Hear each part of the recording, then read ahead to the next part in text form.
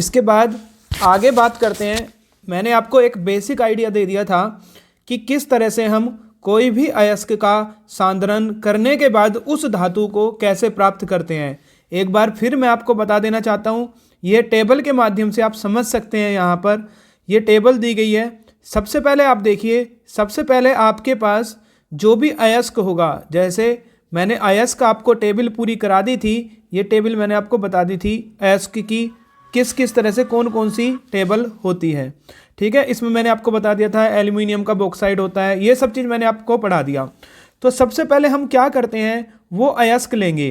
क्या लेंगे? सबसे पहले अयस्क, जिस भी धातु को हमें प्राप्त करना है उसका क्या लेंगे? अयस्क। तो सबसे पहले हमने उसका अयस्क लिया, फिर उस अयस्क का सांद्रण किया। अयस्क का सांद्रण करने का अर्थ है कि अयस्क से अंदर जो अयस्क के अंदर अशुद्धियाँ प्रेजेंट हैं, उन अशुद्धियों को हमने दूर कर दिया और आपका शुद्ध रूप से अयस्क प्राप्त हो गया। तो अब हमें अयस्क के अंदर से गैंग या धात्री या जो आपके पास अशुद्धियाँ थी वो अशुद्धियाँ दूर हो गई।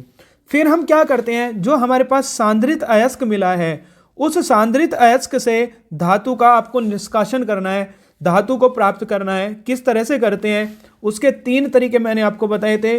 वे धातुएं जो उच्च अभिक्रियाशील होती है, जैसे सोडियम, पोटेशियम, जिनकी क्रियाशीलता ज़्यादा होती है, उनको कैसे करते हैं। मध्यम अभिक्रियाशील धातु जैसे आयरन और जिंक, इसको कैसे करते हैं। और निम्न अभिक्रियाशील धातु जैसे सोना, चांदी, इसको हम किस तरह से प्राप्त करते हैं। तो सबसे पहले उच्च अभिक्रियाशील जो धातु होंगी उसमें हम क्या काम करेंगे कि जो गलत धातु है उसका विद्युत अपघटन कर देंगे। क्या होता है अभी हम पढ़ेंगे, सब कुछ पढ़ेंगे, चिंता मत कीजिए।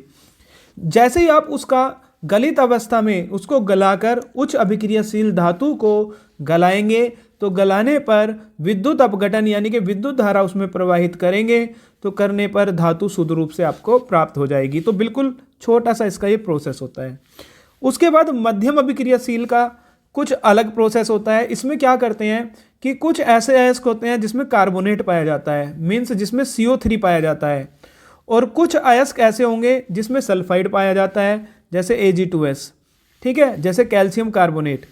तो अब हम क्या काम करते हैं कि इसमें दो प्रोसेस होते हैं, एक निस्तापन और एक में होता है भर्जन। निस्तापन किसका होता है? कार्बोनेट वाले अयस्क का। और भर्जन किसका होता है? सल्फाइड वाले अयस्क का। मैंने पढ़ा दिया वैसे तो, लेकिन फिर हम दोबारा इसके बारे में पढ़ेंगे। अभी डेफिनेशन देखेंगे, चिंता मत कीजिए किसी भी चीज़ की, बिल्कुल अच्छे से हम पढ़ेंगे।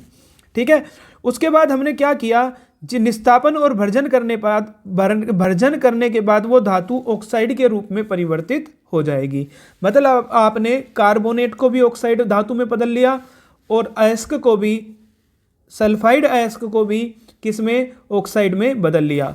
अब आप उसका अपचयन करेंगे। जैसे ही अपचयन करेंगे तो धातु अशुद्ध होगी, शोधन के द्वारा उसको क्या कर लेंगे? शुद्ध रूप से प्राप्त कर लेंगे। तो ये पूरा प्रोसेस है। और जो सबसे निम्न क्रियाशील होती हैं जैसे कि Au और Ag, सोना और चांदी, वो सल्फाइड अयस्क के रूप में मिलती है और सल्फाइड अयस्क का भर्जन करते हैं। भर्जन करने के बाद अशुद्ध धातु मिलेगी, शोधन के द्वारा उसको शुद्ध रूप से प्राप्त कर लिया जाएगा। तो ये आपका पूरा का पूरा प्रोसेस है कि आप अयस्क से धातु को किस तरह से प्राप्त करते हैं। आइए देखते हैं आगे। तो सबसे पहला प्रोसेस है अयस्क का सांद्रण। तो सबसे पहले हम उस अयस्क का सांद्रण करेंगे। अयस्क का सांद्रण कैसे करेंगे देखते हैं। तो अयस्क का सांद्रण करने का मतलब है उसके अंदर से मैट्रिक्स या अशुद्धि को दूर करना। तो पढ़ेंगे क्या कि अयस्क खानों से निकाले जाते हैं। कहाँ से निकाले जाते हैं? अयस्क खानों से। आपको इतना लंबा नहीं लिखना, बस समझना है, आप अपनी लैंग्वेज में इसको लिख सकते हैं। तथा उनमें पत्थर के टुकड़े, मिट्टी के कण, पत्थर के टुकड़े, मिट्टी के कण, कंकड़, बालू तथा चूने के पत्थर आदि अपद्रव्य मिले रहते हैं। तो जो आपके पास अयस्क है वो खानों से निकालते हैं। उसमें टुकड़े किसके? पत्थर के, मिट्टी के कण हो सकते हैं, कंकड़ हो सकते हैं, बालू हो सकते हैं, चूने के पत्थर मिले जाते हैं। इनको अधात्री या मैट्रिक्स कहते हैं। अयस्क से धातु का निष्कर्षण करने से पहले इन अशुद्धियों को हटाना आवश्यक होता है। खानों से प्राप्त अयस्कों में उपस्थित अधात्रियों को अलग करने की क्रिया को अयस्कों का सांद्रण कहते हैं। आपको केवल इतनी लाइन लिखनी है कि खानों से प्राप्त अयस्कों में उपस्थित अधात्री यानी कि अशुद्धि को अलग करने की क्रिया को अयस्क का सांद्रण कहते हैं। आप केवल इतना याद रखेंगे। उसके बाद अयस्क का सांद्रण करने के लिए सबसे पहले अयस्क के बड़े बड़े टुकड़ों को हाथ से बीनकर अलग कर लेते हैं। तो जो अयस्क है उसके बड़े बड़े टुकड़े लेंगे, उसको हाथ से छांटकर अलग कर लेंगे। उसके बाद उनको हथौड़ों द्वारा छोटे छोटे टुकड़ों में तोड़ लेंगे। जैसे बड़े टुकड़े थे उनको किस में तोड़ लिया? टुकड़ों में। इन छोटे छोटे टुकड़ों को क्रशर्स या दलित्र में डालते हैं। दलित्र एक चक्की के समान है। क्या होती है? एक चक्की इस तरह से, जिसमें दो प्लेटें लगी रहती हैं। एक प्लेट चलती है तथा दूसरी प्लेट स्थिर रहती है।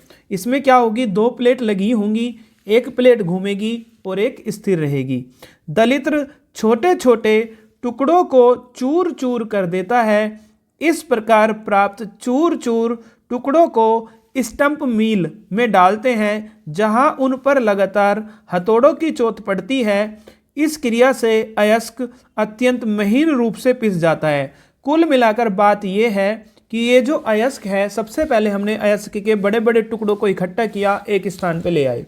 अब उसको एक क्रशर में डाल दिया और क्रशर में डालकर उसमें हमने क्या किया? उससे पहले उस हथौड़े से उसे छोटे छोटे टुकड़ों में तोड़ा है। फिर उसके बाद हमने इसको क्रशर में डाल दिया। डालने के बाद इसमें दो प्लेट लगी होगी, वो इनका क्या कर देगी? बिल्कुल बारीक रूप से इनका बिल्कुल महीन बिल्कुल फाइन इसको क्या कर देगी? बारीक रूप से तोड़ देगी। अब आपने इसको बारीक रूप से तोड़ लिया। तोड़ने के बाद क्या होगा? अयस्क का सांद्रण करने के लिए अयस्क के बड़े बड़े टुकड़ों को पीस लेने के बाद कई विधियां प्रयुक्त हो सकती हैं। पीस लेने के बाद अपने बारीक बारीक टुकड़ों में इसको पीस लिया है। उसके बाद क्या तरीका हो सकता है? अयस्क तथा अधात्री की प्रकृति के अनुसार इनमें से कोई एक या कभी कभी एक से अधिक। अब आपने क्या किया? जब उनको बारीक टुकड़ों में पीस लिया, उसके बाद आपको कुछ मेथड लगाने हैं। उनमें सबसे पहला मेथड है गुरुत्व पृथक्करण विधि। क्या है? गुरुत्व पृथक्करण विधि। याद रखना, ये डायरेक्ट नाम से भी पूछ ली जाती है कि गुरुत्व पृथक्करण विधि के बारे में बताइए, इसलिए मैं आपको पढ़ा रहा हूं।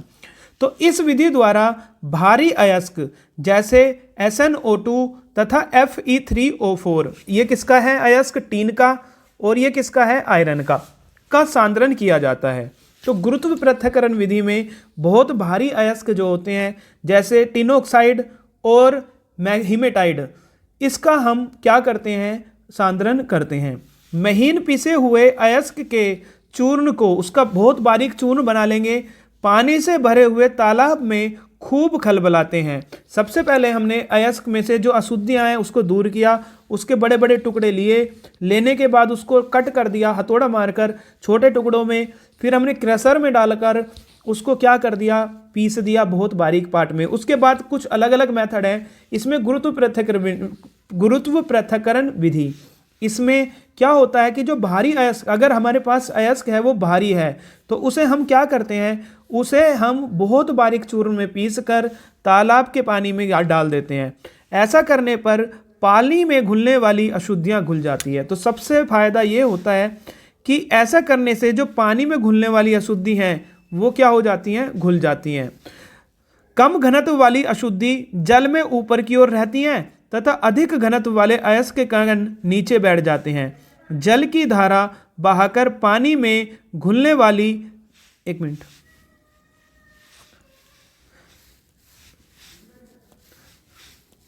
जल की धारा बहाकर पानी में घुलने वाली तथा कम घनत्व वाली अशुद्धियां दूर कर दी जाती है तथा अयस्क के कणों को अलग कर लिया जाता है।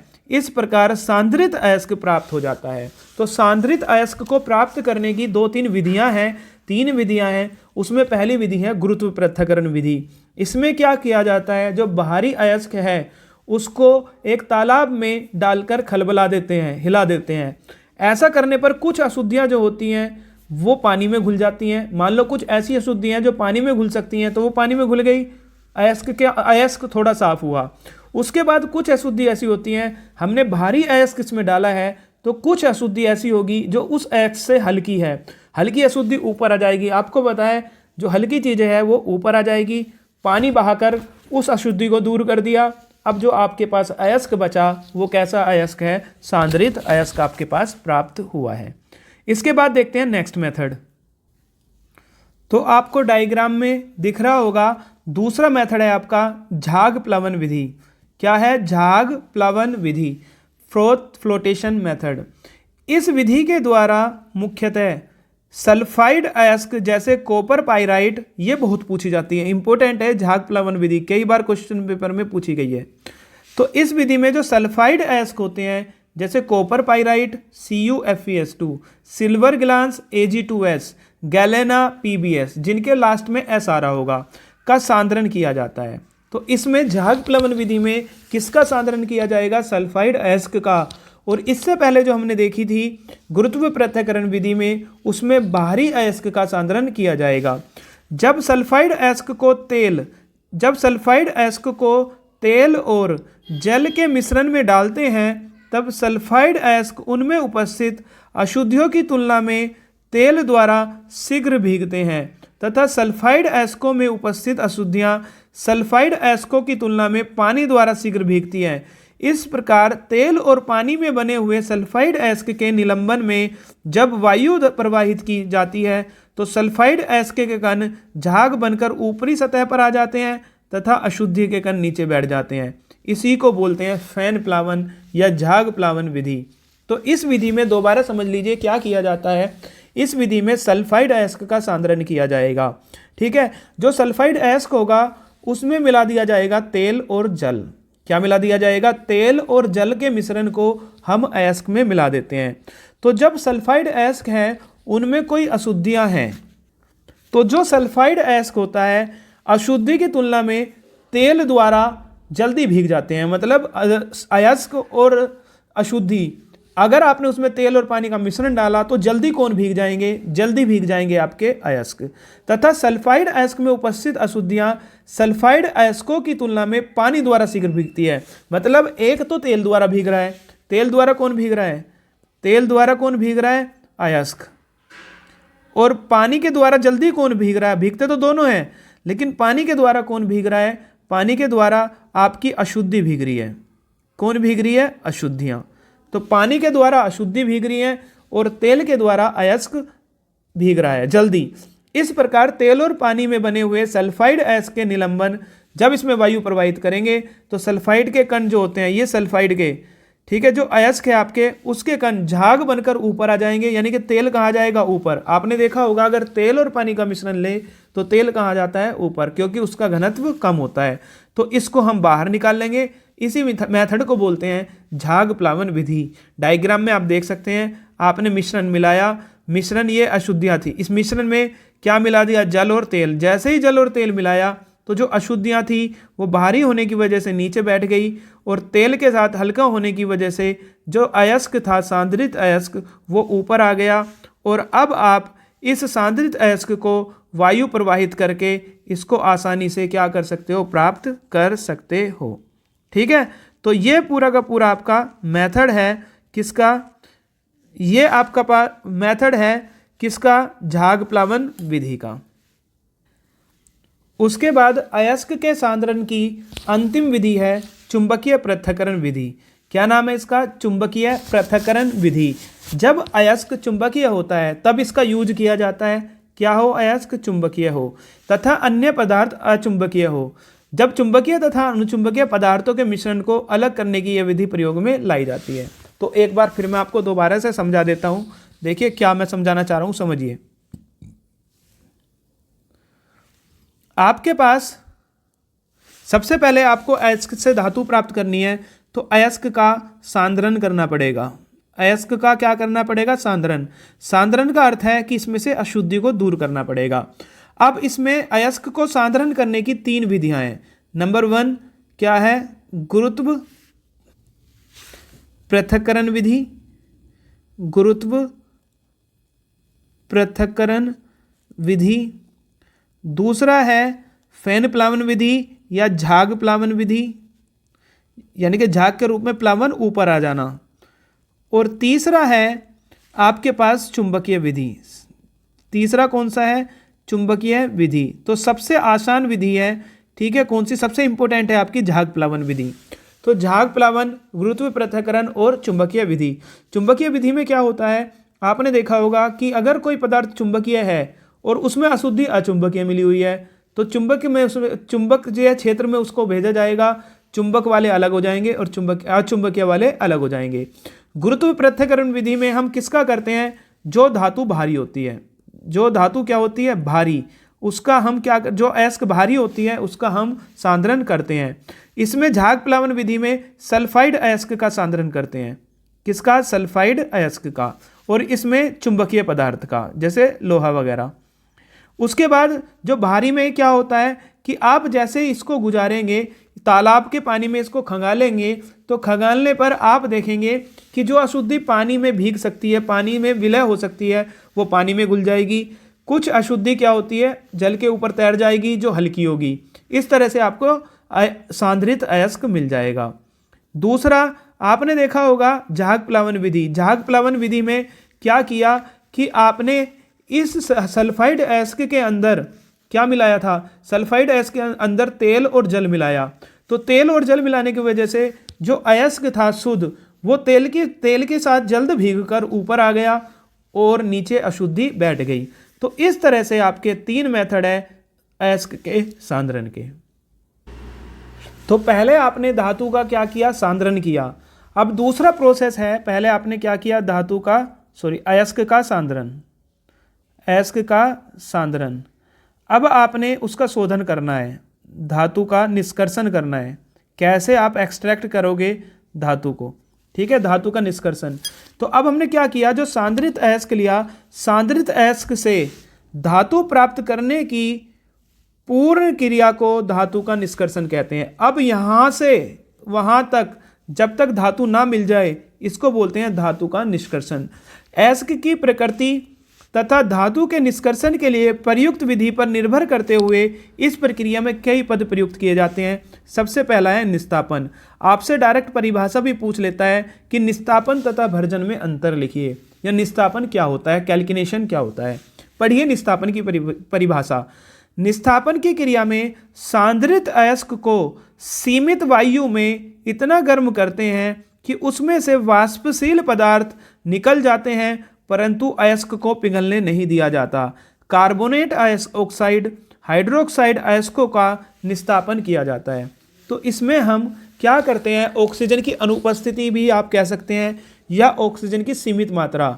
जो सांद्रित अयस्क मिला है, सांद्रित अयस्क में ऑक्सीजन की सीमित मात्रा में पदार्थ को गर्म किया जाता है, और इतना गर्म करते हैं कि जिससे कि वो अयस्क पिघलने ना पाए। ऐसा करने से जो वाष्पशील पदार्थ हैं वो तो निकल जाएंगे। मान लो कुछ ऐसे पदार्थ हैं जो वाष्पशील होते हैं, वो तो निकल जाएंगे। अब क्या होगा, किस तरह से शोधन किया जाता है, जैसे आपने देखा होगा बॉक्साइट, इसका एग्जाम्पल है बॉक्साइट। बॉक्साइट का फॉर्मूला होता है Al2O3 × 2H2O। इसकी सीमित ऑक्सीजन की मात्रा में जब इसको गर्म करते हैं तो एल्युमिनियम ऑक्साइड बनता है और जल बाहर निकल जाता है।